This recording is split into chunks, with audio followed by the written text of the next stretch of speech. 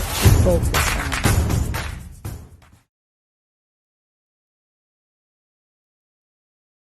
Well, a lot of it is based on Kemetic or Egyptian folklore Mm. that was reworked into a religion.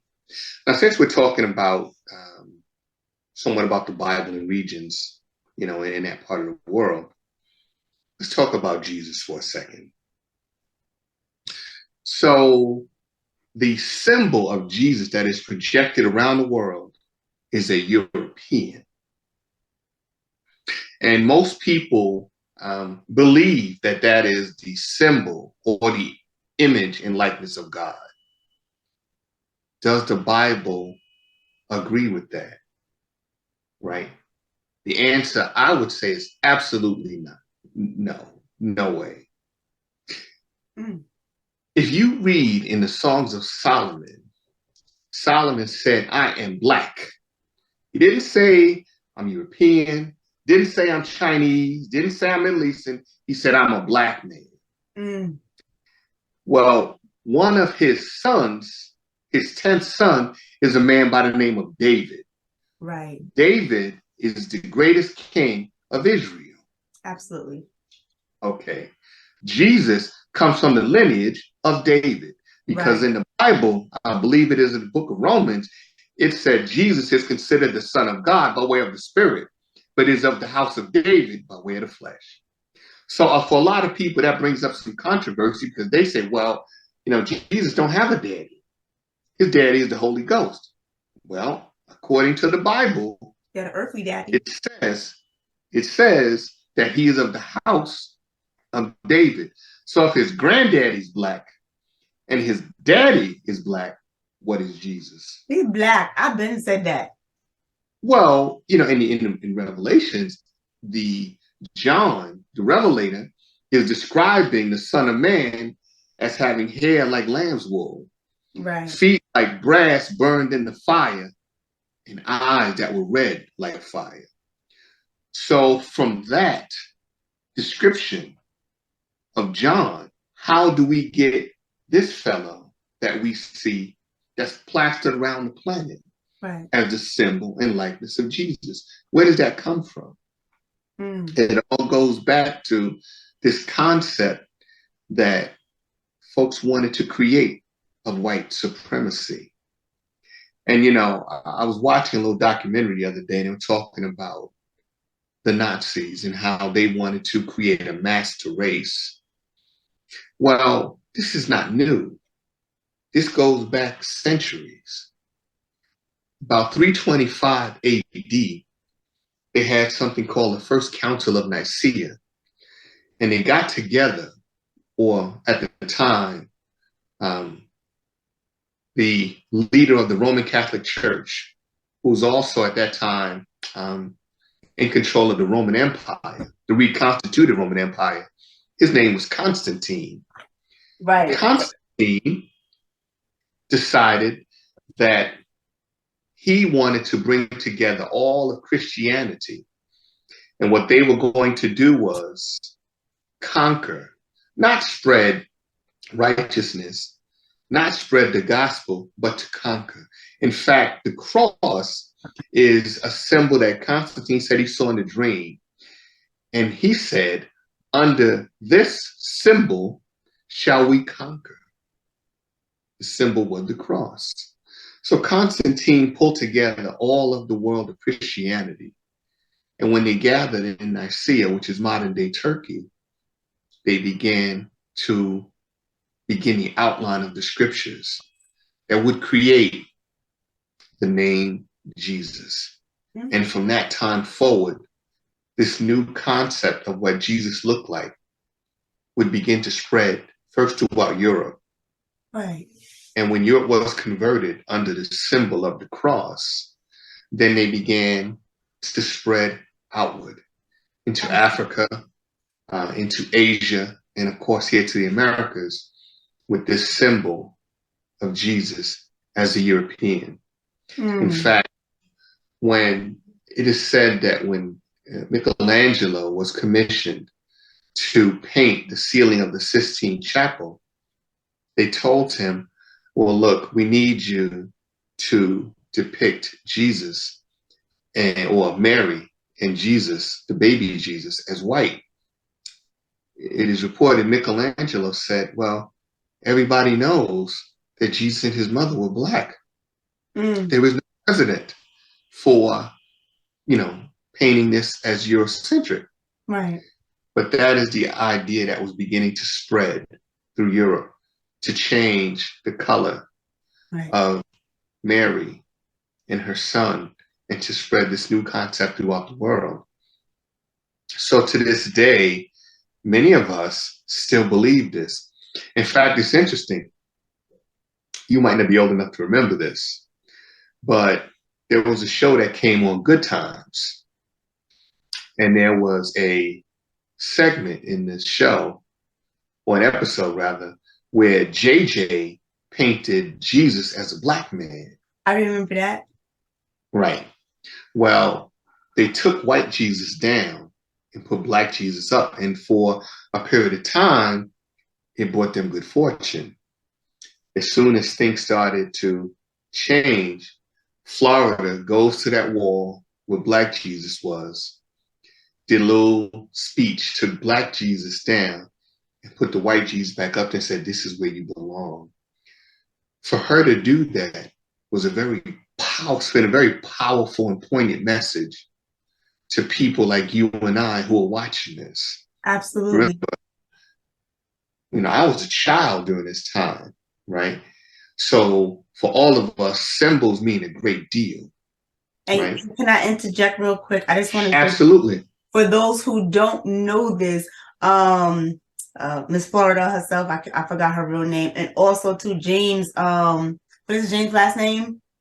The father? John Amos. John Amos. There you go. John, they don't know. A lot of people don't know this. John Amos and both her, they fought a lot behind the scene so they can project certain things, in front of the audience. Like, they have no idea.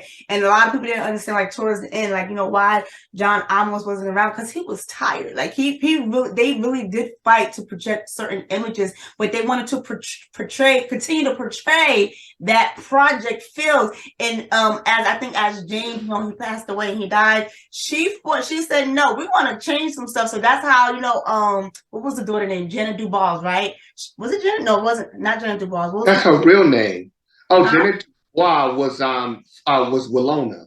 Right, Willona. I'm sorry, but the daughter. Thelma was the daughter. Right, but towards the end, I like how they projected how she met someone who did have income, and then look what happened. He got hurt, blah, blah, blah, but he was still able to get back on his feet. She fought for changes because, again, they want to still project that Project or mentality feel. So for people who, like you said, this to symbolize, oh my gosh, and what they projected, it went over our heads back then. But when you look back now, because I watched the reruns, I'd be like, wow. And then when I hear the documentaries on how she fought, I'm like, I love that, because if it wasn't for people like her, we wouldn't know a lot of things. We wouldn't, be educated. Absolutely. And one of the things that she did fight for when they were doing the casting, originally there was not going to be a father. Right. They wrote James in because she did not want an image of a black woman, single parent, in a fatherless situation, raising the children. She didn't want to perpetuate that stereotype. So James was written in. James, I guess, was written out because he was so frustrated with JJ, the character of JJ, the buck dancing and the stuff. I guess he believes set us back generations. Yeah. I was a kid, like I said, I was a kid during that time, and everybody knew JJ from the show. Right. So there was JJ lunchboxes, JJ T-shirts. The rest of the family was kind of forgotten. Right. But the guy who was out front doing the buck dancing, right, he was the one that America took to. And it was a situation that was very, very harmful, because this is, just the end of the civil rights struggle. And that is not an image that we wanted we needed to portray. We needed to portray strong, intelligent, powerful Black men. And of course, America was not ready for that. So what we got was JJ. Right. So that is what is said to have led John Amos to exit the show. And, a couple of years later, the show ended. Right. But, that symbol of Black Jesus, I guess that storyline came from the same depiction of Jesus was put in Jet magazine. I think it was 1968. You said 1968? Yeah, if you look at Jet magazine, I think the cover 1968 depicted Jesus as a Black man. They wasn't ready for that at that time. Well, you have to understand, we as the Black community wasn't ready for it. Right. Because literally thousands of Black people wrote to Jet and said, if you do not change the symbol or the image on the magazine, we're going to cancel our subscriptions. And these are Black people. So this goes to show how powerful images are. Right. Even though the image and likeness of Jesus, the image and likeness of Jesus runs counter to the teachings of the Bible, we don't care. We have been indoctrinated to believe that this European man is the symbol and likeness of Jesus, and we will not let it go. Right.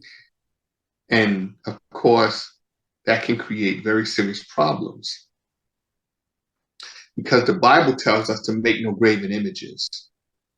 Because I guess God in his infinite wisdom understood, if you make an image, you will believe that image should be the likeness of God.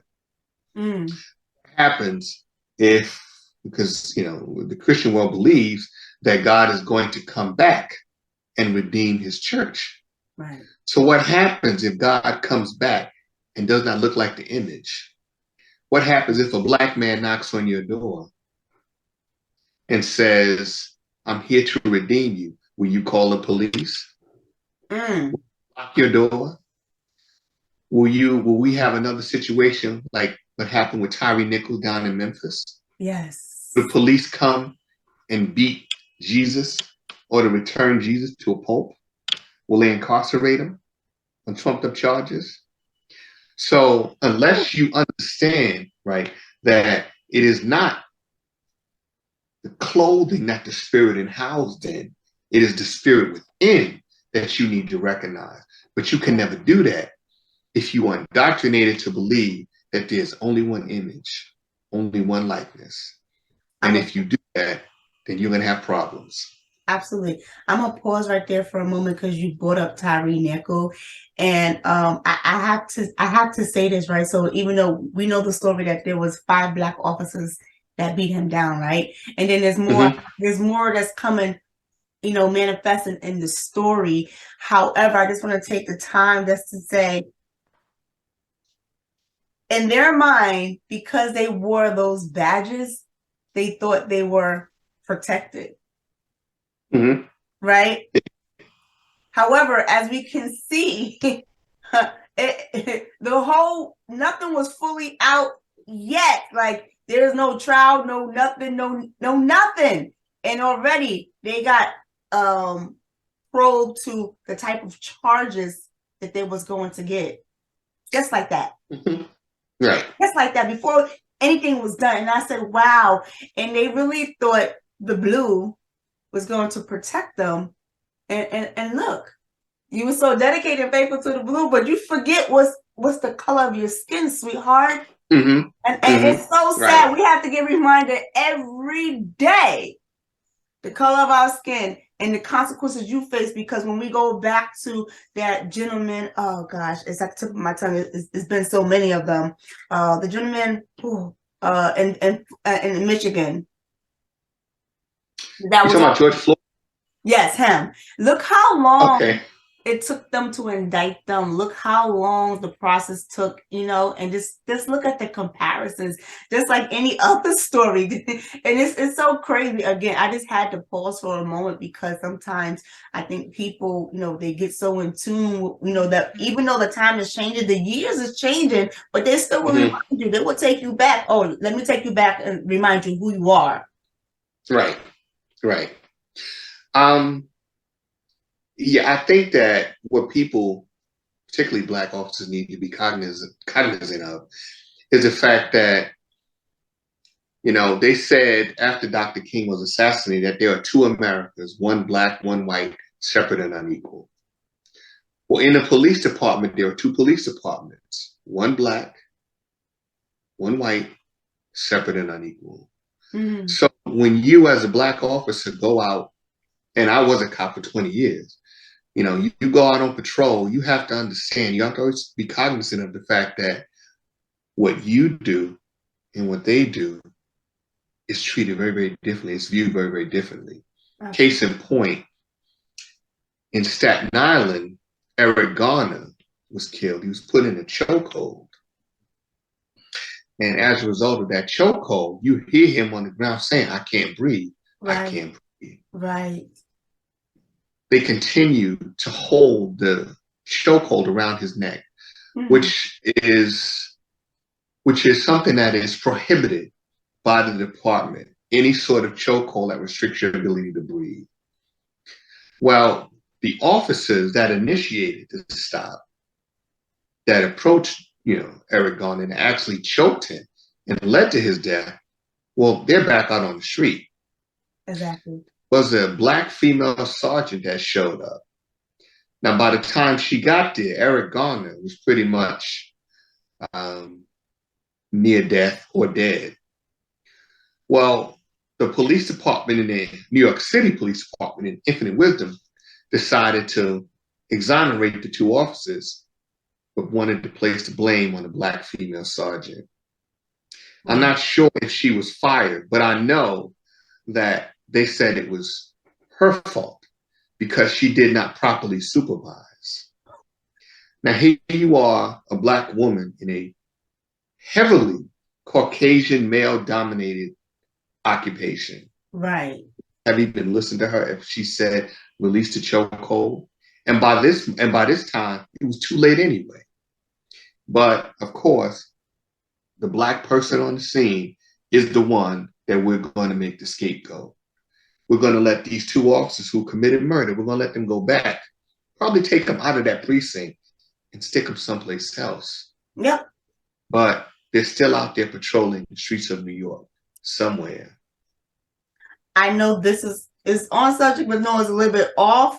Like you just said, they'll take them off the streets and they'll put them someplace else. Since we was talking about a little bit about religion, that same thing's portrayed as when you hear priests doing some, mischiefs in the church, and when they do that, all they do is change them and move them around. They never dealt with it for all these years. And as we know now, so many people who were, I'm going to say survivors, because I want to name it as survivors, who talked about, the treatment that they went through, the abuse that they went through, and how the Roman Catholic Church did nothing all these years. Mm-hmm. Well, funny, interesting you should mention the Roman Catholic Church, because the Roman Catholic Church in many respects differs from other Christian religious organizations. Yes. And the Roman Catholic Church, I would say, is a direct offshoot of the Kemetic spiritual system. Now, if you look at the hat that the so-called pharaoh wore, which in Kemetic culture, there were no pharaohs, they were called kings and queens. Because the places where they were buried is called the Valley of the Kings, not the Valley of the Pharaohs, the Valley of the Kings. And that's what they were called. Pharaoh was created for another reason. But if you look at the hat that the king wore, the crown the king wore, isn't it the same hat the Pope wears? That like kind of conical hat, right, the Pope wears, Right. same crown that the king of Egypt would wear. It would be white on one side and red on the other side to indicate upper and lower Egypt. But it's the Mm. same the Pope wears. How does that happen? Interesting. Some of the I, same practices that were conducted by the Kemetic people are exactly the ones that are conducted by Catholics. wow. See, there's no president for a pope. Nowhere in the Bible does God talk about, or does the Bible mention the Pope? So where does it come from? This was Right. something that was written into history, a created position. Right. So this position that he sits on, he's the head of the Roman Catholic Church. Right. He says he is God's representative on earth. There was a And that, lot of man-made rules, and indicted into that particular, Christianity. And one thing I always still fuss with to this day, and I'm going to, because like you said, when you refer to the original Bible, in the word it says, God and man should not be alone. And God said, I mm-hmm. create a helpmate. So God, he ordained marriage. He believed in marriage. But if you look in the Roman Catholic Church, they say, because the priest is the highest, he's not supposed to marry. And I'm like, I'm still trying to figure out where I get that from, because that's not in the original word. So there's a lot of, like I said, man-made rules, that's specific to their religion. Well, initially,